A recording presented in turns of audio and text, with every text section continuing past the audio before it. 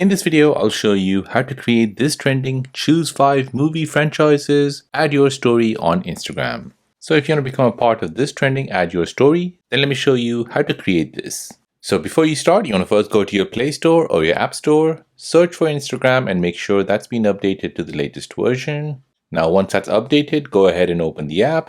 Here you're tapping on search and you're searching for the following account, Add Your Sticks. So go ahead and visit the profile page for that account.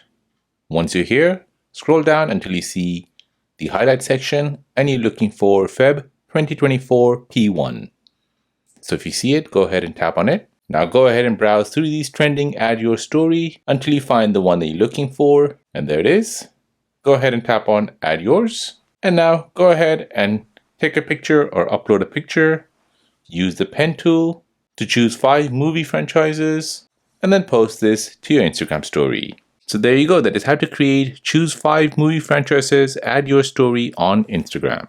Now, if you're new on the channel and you want to find out more about your iPhone, your Android phone, or any other social media apps, then don't forget to subscribe to this channel. Hit the like button if you find this video useful. Thank you for watching and see you in the next one.